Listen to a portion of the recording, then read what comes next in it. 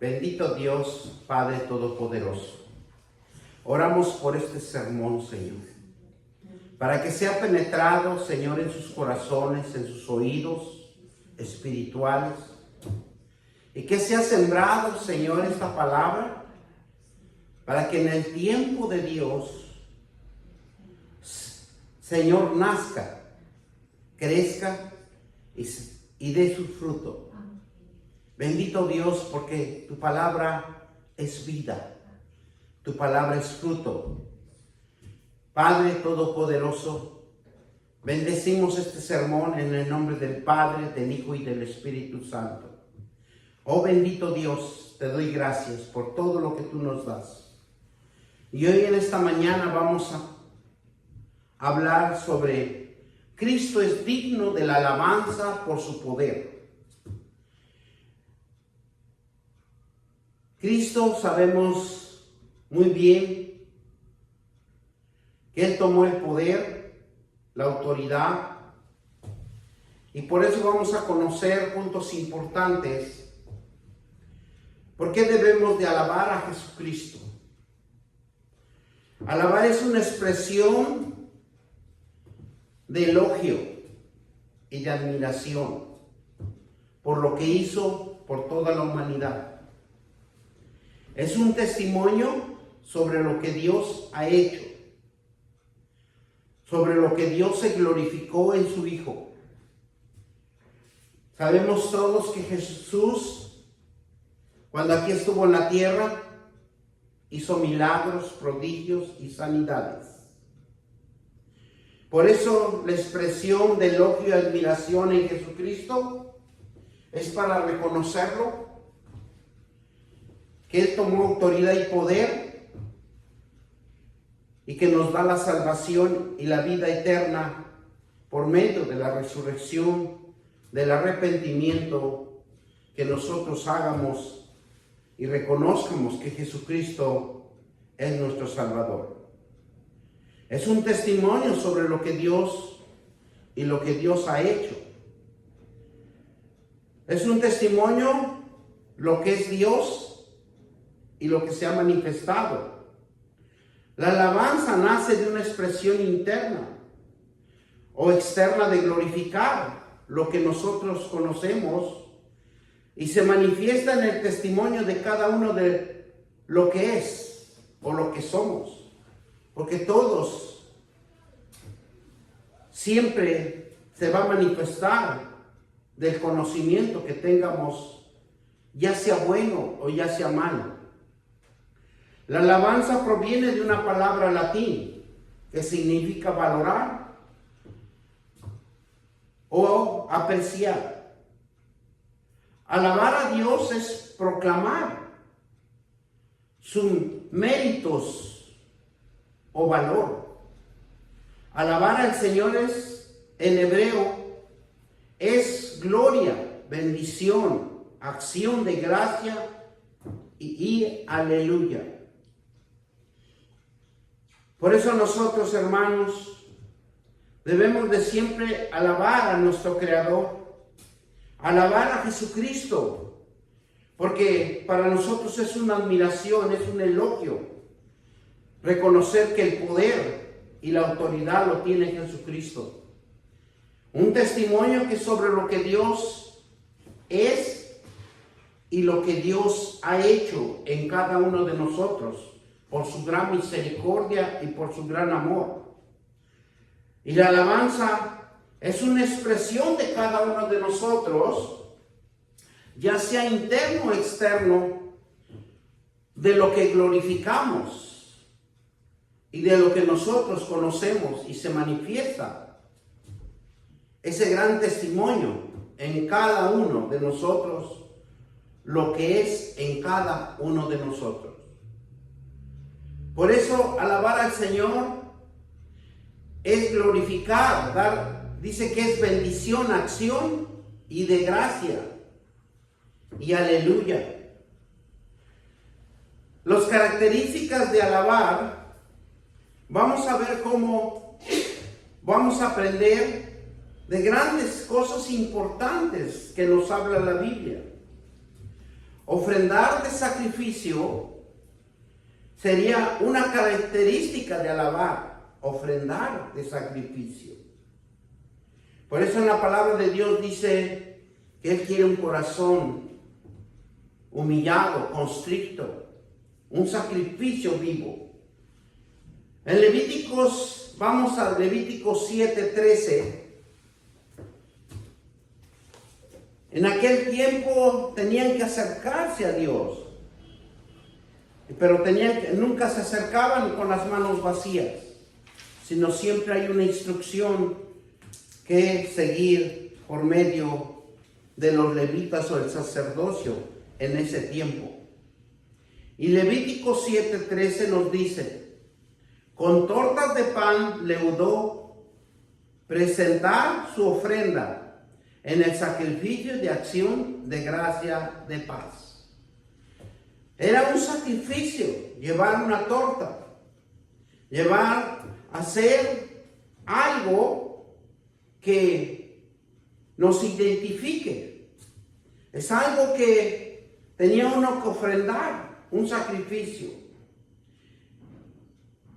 Y vean cómo aquí nos habla de una torta de pan leudo o leudada. Dice que es fermentado con levadura la masa para hacer una torta, un pan. Esta palabra significa leudo o leudado. Se usa para describir o entender la purificación espiritual de una persona y para inclinar el pecado, para eliminar el pecado. Eso se creía en el Antiguo Testamento. El leudo se relaciona con el Nuevo Testamento. El bautismo, la purificación con agua y el uso de los aceites y la conversión. La purificación espiritual de una persona se refiere a la purificación o limpiar de ofrenda o sacrificio a la limpieza. Y eso lo hacían en el Antiguo Testamento. Limpiaban perfectamente los utensilios, limpiaban perfectamente el templo para que Dios sea acepto de las ofrendas y sacrificios. Es necesario preparar a las personas para una experiencia de conocer a un Dios vivo y verdadero. Los panes sin levadura simbolizan al pueblo de Dios por la sangre del Cordero que ha sido limpiado de su pecado o maldades. La levadura significa que representa el pecado y la maldad de todas las acciones o enseñanzas que el hombre y la mujer han adquirido en su conocimiento. Por eso cuando nuestro Señor Jesucristo viene a la cruz del Calvario y nos limpia con su preciosa sangre, Él toma nuestros pecados, nuestras iniquidades y todo lo que Él ve en cada uno de nosotros. Por eso la purificación espiritual de una persona se refiere a la purificación, la limpieza de ofrenda y sacrificios. Y limpieza es el templo para que Dios se manifieste. Quiere decir que nosotros somos el templo y necesitamos limpiar nuestro templo. Limpiar perfectamente para que Dios nos acepte como una ofrenda agradable, haciendo un sacrificio. Es necesario preparar a la persona para que una experiencia reconozca y se haga conocer que hay un Dios vivo y verdadero en esa persona. Los panes sin levadura simbolizan el pueblo de Dios. Por eso cuando nuestro Señor Jesucristo decía sin levadura, ¿por qué? Más adelante vamos a entender por qué Jesús decía de esta manera pan sin levadura. Porque los panes sin levadura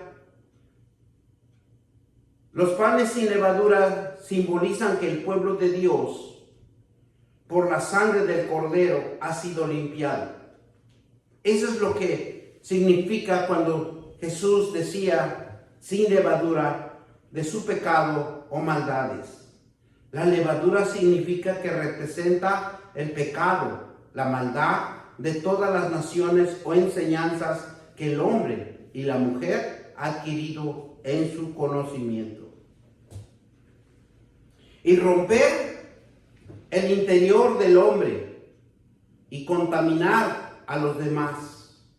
Dice que en ese tiempo, cuando el pecado y la maldad había abundado, corrompían a los demás.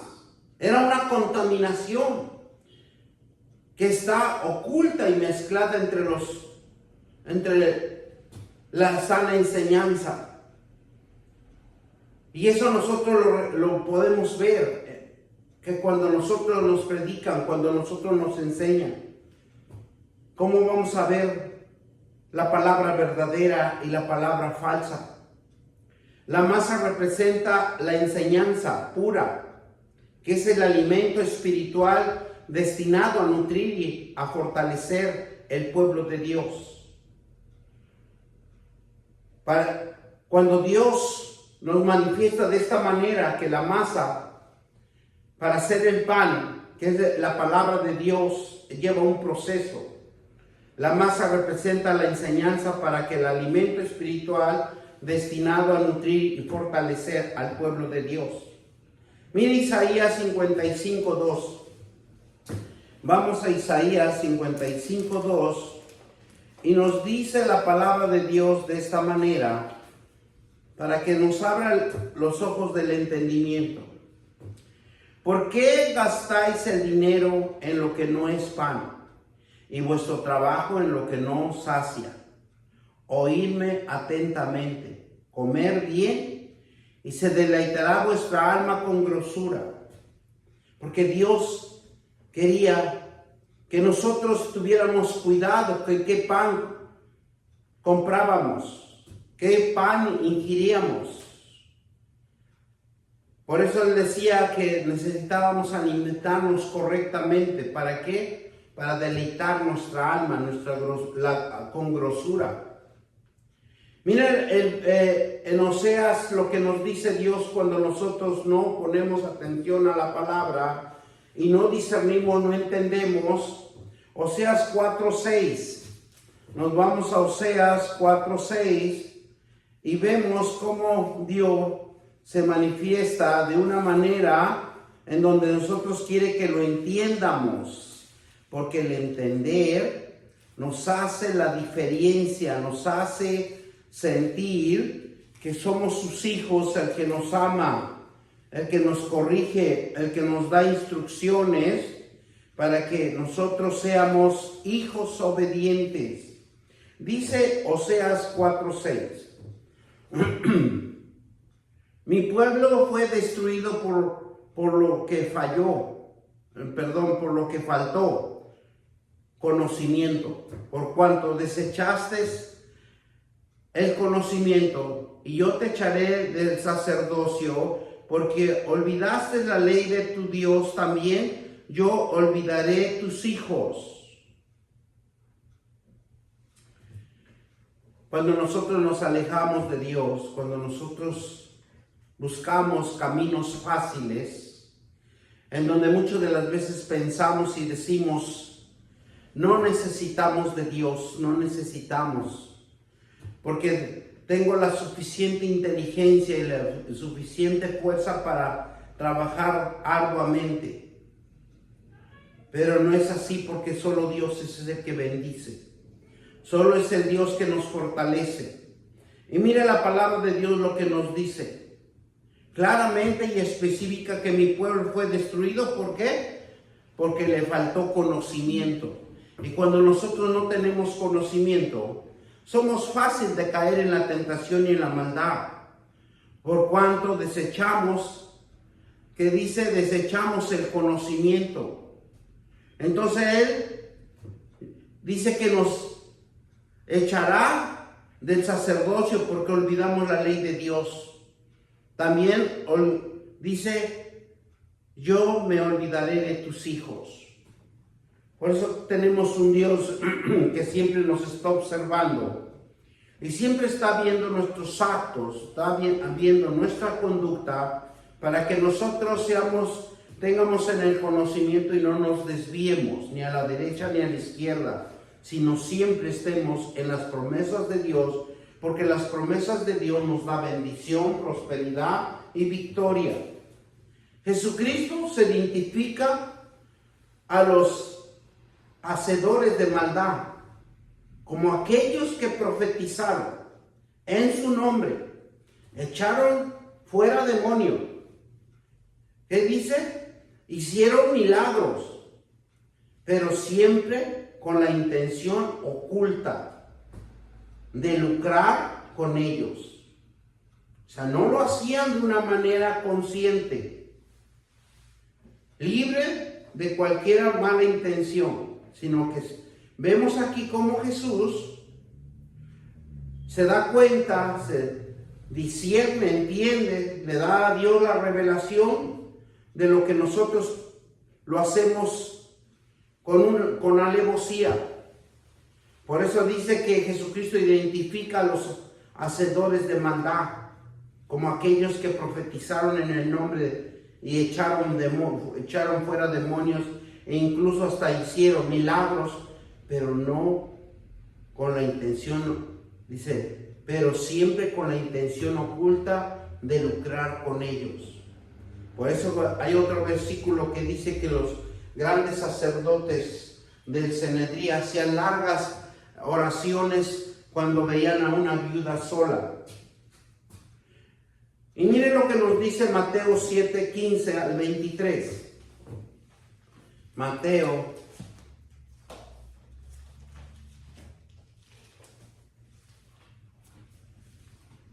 nos dice la palabra de Dios de esta manera. Mateo 7, del 15 al 23. Y nos dice así: guardaos de los falsos profetas que vienen a vosotros con vestidos de ovejas, pero por dentro son lobos rapaces. Por sus frutos los conoceráis. ¿Acaso se recogen uvas de los espinos o higos de los abrojos? Así todo buen árbol de buen fruto, pero el árbol malo da frutos malos. No puede el buen árbol dar malos frutos, ni el árbol malo dar frutos buenos. Todo árbol que no da buen fruto es cortado y echado en el fuego. Así que por sus propios frutos los conoceráis. Padre bendito Dios, sabemos que Dios nos da la revelación cuando nosotros hacemos las cosas bien, cuando hacemos las cosas por medio de sus promesas, cuando nosotros estamos apegados a su palabra, porque siempre vamos a discernir y vamos a entender que el propósito de Dios es dar a conocer la verdad, y la verdad nos hará libre. Por eso dice en 1 Corintios 5, 7 y 8, 1 Corintios 7 y 8. Es hermoso escudriñar la palabra de Dios, porque es la forma en que se nos va a abrir el entendimiento. Por eso Dios quiere que nosotros vayamos y nos acoplemos a su palabra. 1 Corintios 5 y versículos 7 al 8 nos dice así: limpiaos pues de la vieja naturaleza para que seas nueva masa, sin levadura, como soy, porque vuestro Pascua, que es Cristo, ya fue crucificado por nosotros. Por eso anteriormente yo les mencionaba que la masa representa la enseñanza pura, que es el alimento espiritual, destinado a nutrir y a fortalecer al pueblo de Dios. Y los panes sin levadura simbolizan el pueblo de Dios, que por la sangre del Cordero ha sido limpiado de su pecado o maldad. Por eso nosotros tenemos que discernir y entender por medio de la palabra de Dios, para que nosotros podamos identificar. Versículo 8 nos dice así: así que celebramos la fiesta no con la vieja levadura, ni con la levadura de malicia y maldad, sino con panes sin levadura, de sinceridad y de verdad. Aquí nos está hablando este versículo 3 puntos importantes, 3 cosas que debemos entender. Primero es la levadura vieja. Segundo es la levadura de malicia. Y la tercera levadura es la maldad. Miren lo que nos vamos a explicar. ¿Qué es la levadura vieja? La levadura vieja son los pecados que cometimos antes de arrepentirnos, y simboliza el pecado que quedó atrás en nuestra vida y que ya no debe volver hacia nosotros. Nosotros ya somos perdonados. Vamos a 1 Corintios 5:11. ¿Qué nos dice 1 Corintios 5:11? Más bien os escribí que no os juntéis con ninguno que, llamándose hermano, fuere fornicario, avaro, idólatra, maldiciente, borracho, ladrón o el tal, ni aún comáis. La palabra de Dios es verdadera. Porque si nosotros nos estamos afirmando, si nosotros ya he sido perdonado, ya he sido restaurado, he sido resucitado del pecado, porque la vieja levadura significa que los pecados que cometimos antes de arrepentirnos ya han sido perdonados. Y simboliza el pecado que queda atrás de nuestra vida. El que ya no tiene ningún derecho de estar en nosotros, porque ya fuimos perdonados. Pero aquí la palabra de Dios nos dice claramente que no debemos de juntarnos. Más bien os escribo que no juntéis con ninguno que, llamándose hermano, fuere fornicario. Porque vamos a regresar a los mismos pecados que ya fuimos arrepentidos. Ya fuimos perdonados. ¿Por qué? Porque el avaro siempre nos va a insistir, el idólatra siempre nos va a insistir, el maldiciente siempre nos va a insistir, y el borracho igual nos insiste. El ladrón, de tal manera aún no comáis, o sea, no juntéis, no estar con él. Más vale estar solo, leyendo la palabra de Dios. La levadura sin malicia es la intención oculta detrás de la buena obra que el creyente hace. Siempre va a haber una malicia. Cómo hacerle caer, cómo meterlo en tentación, cómo caer en ese gran problema que usted ya no puede salirse. Y por eso Jesucristo llamó a la levadura de los fariseos o de los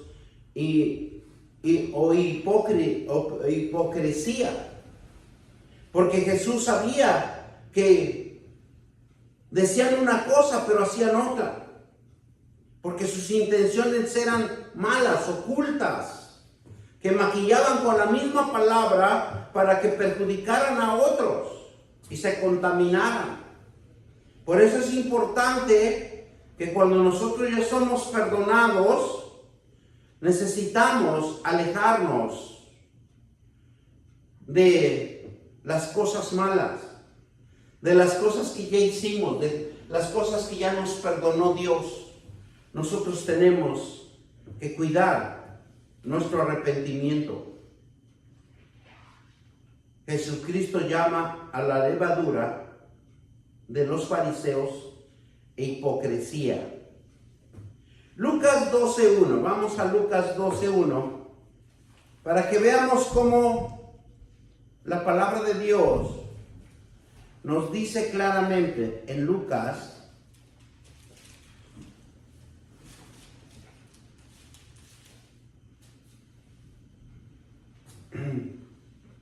en Lucas 12:1, y nos dice así, de esta manera: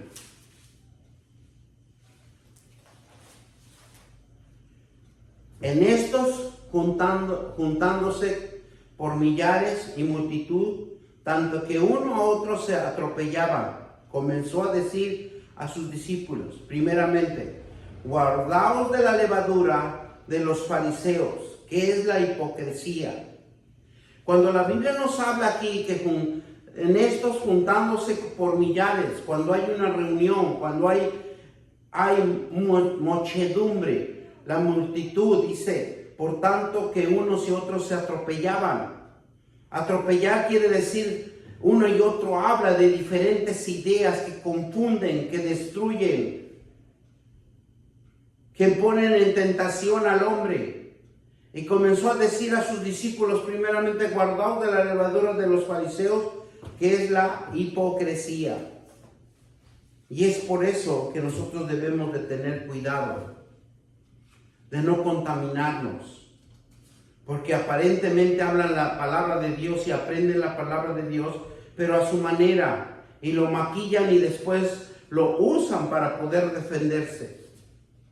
Mateo 23, vamos a Mateo 23, y nos dice claramente la palabra de Dios para que nosotros aprendamos, para que nosotros tengamos el conocimiento y no caigamos en esa tentación o en esa maldad, en esa malicia. Porque Dios quiere que nos regeneremos, Dios quiere que crezcamos, Dios quiere que reproduzcamos su palabra en nosotros para que otros vean que hay un buen testimonio en cada uno de nosotros. Mateo 23, del 27 al 29, nos dice así: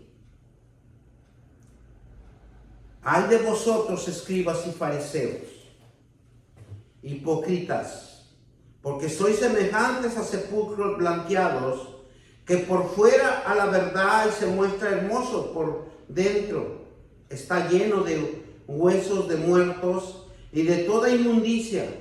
Así también vosotros por fuera a la verdad os mostraráis justo a los hombres, pero por dentro está lleno de hipocresías y de iniquidades. Ay de vosotros, escribas y fariseos, hipócritas, porque edificáis los sepulcros de los profetas y adornáis los monumentos de los justos, y decir, si hubiera vivido en días de nuestros padres, no hubiera sido sus cómplices en la sangre de los profetas. Bendito Dios, porque hablan solamente mentiras. Por eso debemos de tener cuidado de la levadura vieja y de la levadura con malicia. Y la tercera levadura, que es de la maldad, es el fingimiento de la verdad y la falsedad. Tanto aquí abarcan tanto en el pastoral y en los grandes profetas, como lo podemos ver cuando tenían los profetas a Jezabel. Hacían cosas indebidas. Miren lo que nos dice Mateo 7, 15, 20. Mateo 7, del 27 al 29, perdón, del 15 al 20. Guardaos de los profetas que vienen a vosotros con vestidos de ovejas, pero vestidos de ovejas, pero por dentro son lobos rapaces. Porque sus frutos los conoceráis. ¿Acaso se recogerán uvas de los espinos y higo de los abrojos? Así todo el buen árbol de buen fruto, pero el árbol malo de fruto malo. No puede el buen árbol dar malos frutos, ni el árbol malo de frutos buenos. Todo árbol que no da fruto es cortado y echado en el fuego. Y así, por sus frutos, los conoceréis.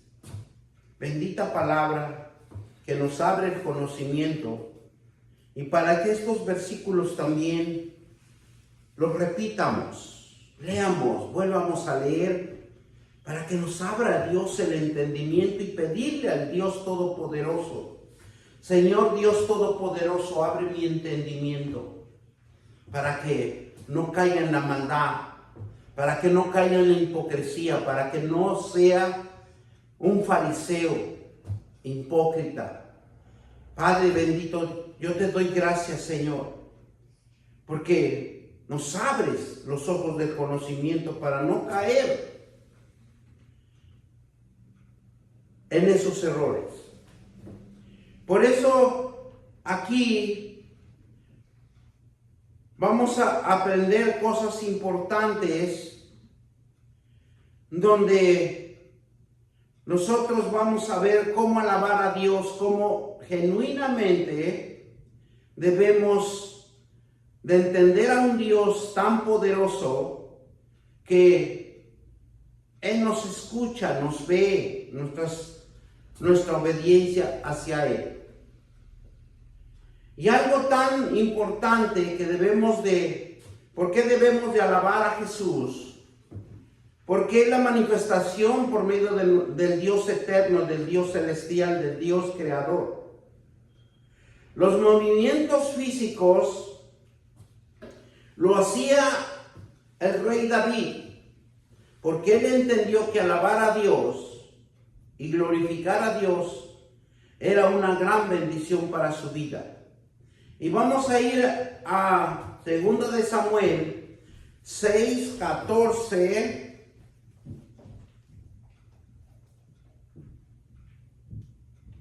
15 al 23. Primera de Samuel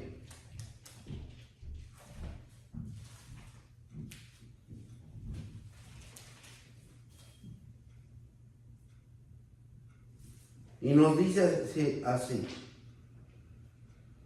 Segunda de Samuel.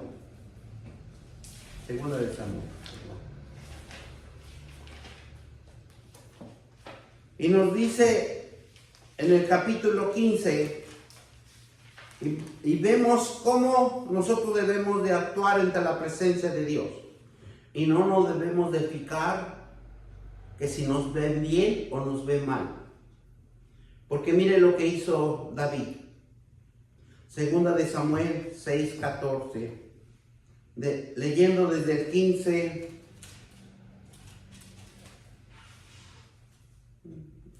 6, 14. Nos dice así la palabra de Dios.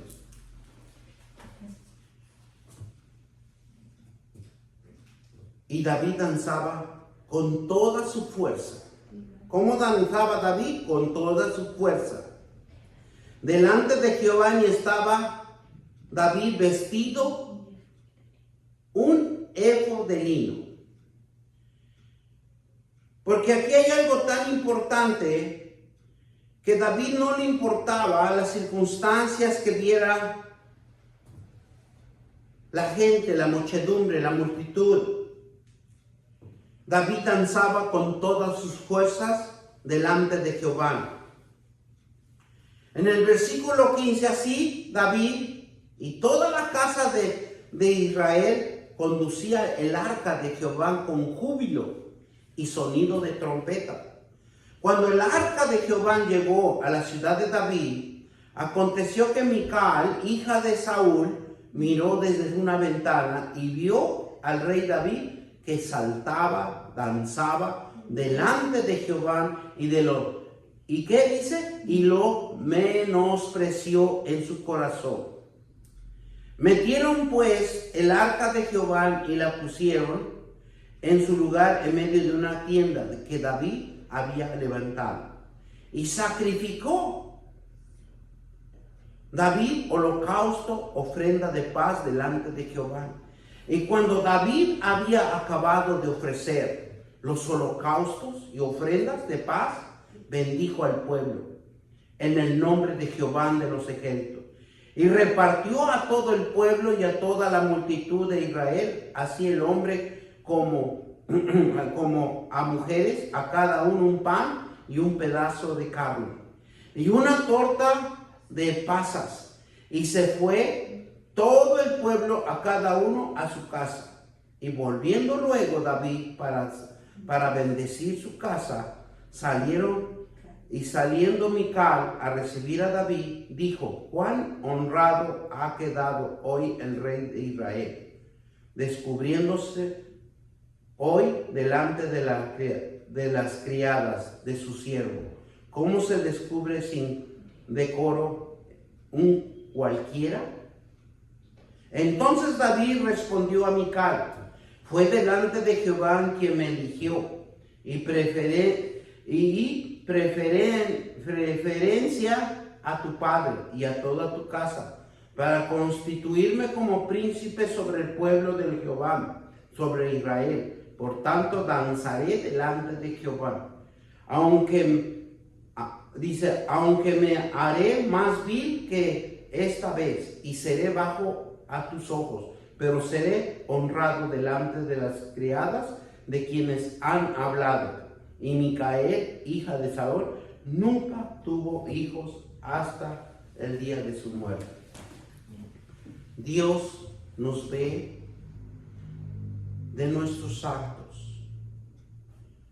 Nosotros tenemos que tener cuidado de burlarnos de un hijo de Dios, sino que debemos de tener cuidado de lo que nosotros hacemos, de lo que nosotros estamos haciendo, porque las consecuencias, como Mical, hija de Saúl, nunca pudo tener hijos.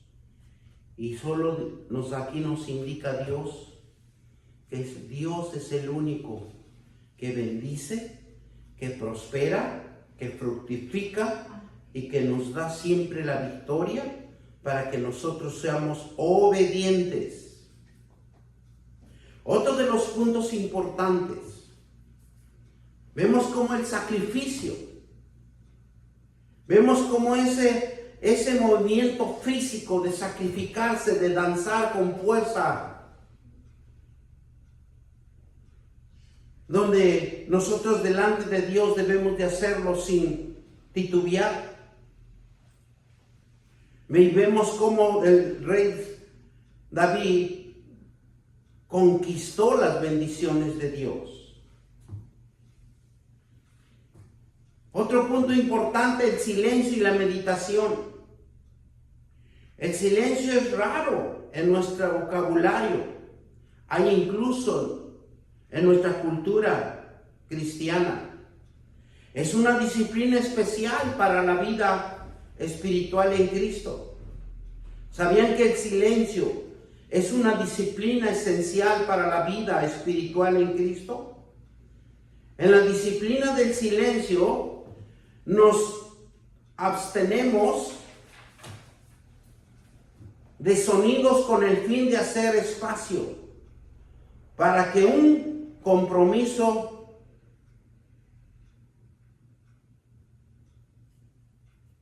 muy profundo con Dios y los demás. Para tratar la aflicción, dice que en el momento que nosotros estamos en silencio, dice que es para tratar la aflicción de nuestra alma. El silencio es pasar tiempo suficiente ante Dios. En el silencio del Espíritu Santo, invocará y traerá a nuestra conciencia cualquier pecado, carga o herida que hemos reprimido a dolor o dolorosos. Cuando nosotros realmente entregamos nuestro corazón a Dios, cuando Dios nosotros le entregamos nuestro tiempo, cuando Dios nosotros nos humillamos a esperar la revelación de cada uno de nosotros, porque Dios se revela en cada uno de nosotros, la revelación es individual, y dice que es para tratar las aflicciones de nuestra alma. El silencio es para pasar tiempo suficiente ante Dios, y el silencio del Espíritu Santo invocará y traerá a nuestra conciencia cualquier pecado, carga o heridas que hemos reprimido o dolorosamente en nuestro ser. Porque muchas de las veces nosotros podemos orar y manifestar los versos, manifestar las promesas, pero nunca podemos discernir qué pecado hemos cometido. Pero aquí dice que algo tenemos tan poderoso que en el silencio el Espíritu Santo nos va a hacer concientizar, nos va a hacer recordar. Acuérdate que tú cometiste un pecado, arrepiéntete. Porque se quiere el arrepentimiento. Por eso aquí dice que el silencio del Espíritu invocará y traerá a nuestra conciencia cualquier pecado, cualquier malicia, cualquier cosa que nos esté perjudicando. Él nos los va a traer a revelación. Por eso es importante que nosotros estemos un momento en silencio en la presencia de Dios. Porque nosotros dentro de cada uno de nosotros lo reprimimos. Y nos olvidamos y pensamos que eso ya se olvidó, eso ya pasó. Pero dentro de cada uno hay un dolor que no podemos entender cuál es la causa. Pero tenemos el poder del Espíritu Santo que nos va a traer a conciencia de lo que hemos hecho y lo que necesitamos perdonar. ¿Dónde nos hace pensar de las disciplinas de la vida espiritual en Jesucristo? Porque ahí es donde nosotros en el Evangelio vamos a pensar la disciplina, en donde Cristo se va a manifestar en nuestras vidas. Y va a establecer amorosamente misericordia en cada uno de nosotros. En la oración silenciosa nos ayuda a beneficiarnos de la meditación, de las promesas que nos ayuda a estar quietos en cuerpo, mente y adquirir en nosotros aquietarnos a la presencia de Dios. Por eso es importante que cuando nosotros estemos orando en silencio nos ayude a beneficiarnos de la meditación de las promesas. Porque ahí vamos a reflexionar cualquier promesa que Dios nos va a revelar en ese momento. El Espíritu Santo nos va a ayudar a estar quietos en cuerpo, en mente, y adquirimos en nosotros aquietarnos a la presencia de Dios. Necesitamos estar quietos con Dios. Dice Salmos 46:10. Gloria sea el Señor, Dios Todopoderoso. Nos dice el Salmo 46:10.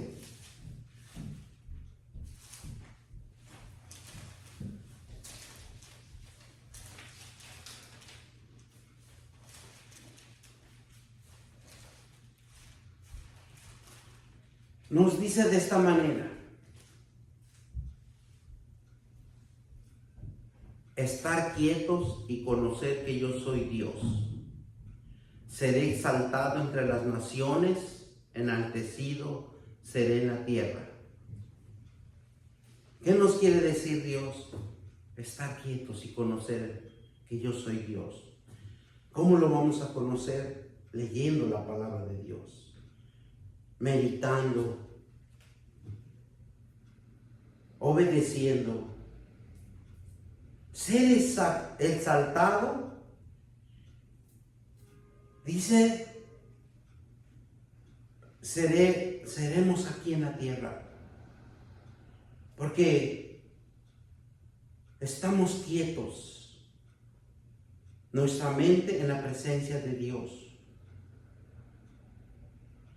Y es algo tan importante la meditación.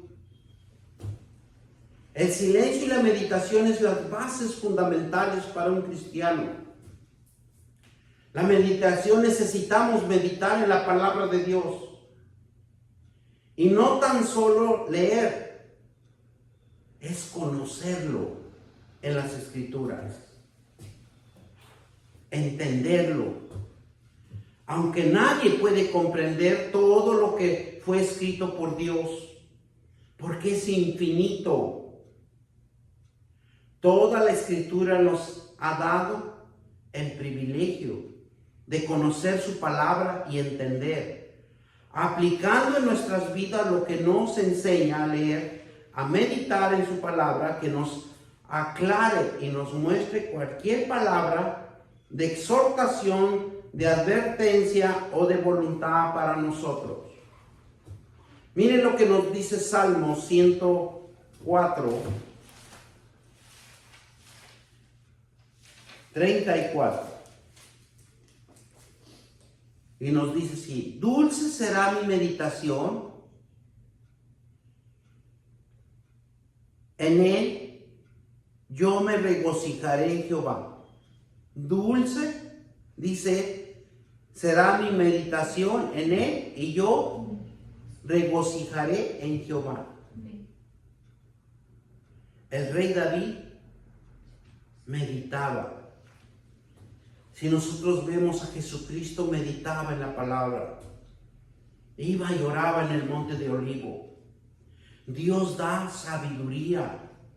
Dios da visión, entendimiento. Y nos protege del pecado y de los malos caminos, de la tentación y de la maldad. Y de las malas decisiones. La palabra de Dios es poder.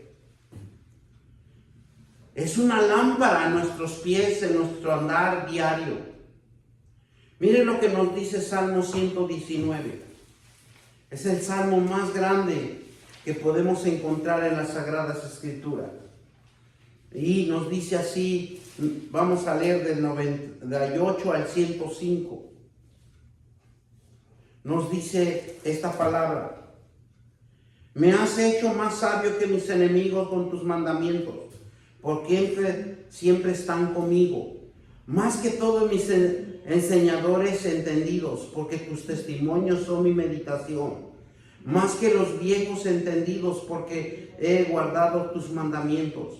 De todo mal camino contuve mis pies para guardar tu palabra. No me aparte. Dice, no me aparte de tus juicios, porque tú me enseñaste. Cuán dulce son a mi paladar tu palabra, más que la miel a mi boca. De tus mandamientos he adquirido inteligencia. Por tanto, he aborrecido todo camino de mentira. Lámpara a mis pies tu palabra y lumbrera a mi camino. ¿Qué adquirimos? Algo aquí tan importante que nos habla Dios. Adquirimos inteligencia. Adquirimos meditación y entendimiento. Adquirimos los mandamientos de Dios. ¿Para qué? Para que seamos sabios, entendidos, inteligentes, prósperos y bendecidos. Por eso la palabra de Dios es muy importante que nosotros entiendamos y comprendamos. el cual aprendemos a escuchar al Señor por medio de su palabra, aplicarlo, los principios bíblicos de nuestra vida y observar cómo Dios va obrando, cambiando circunstancias, transformando, edificando a Jesucristo, obra en nosotros desde cuando lo aceptamos como nuestro Salvador. Es algo tan importante que no nos hemos dado cuenta, que hemos adquirido un gran poder sobre Jesucristo.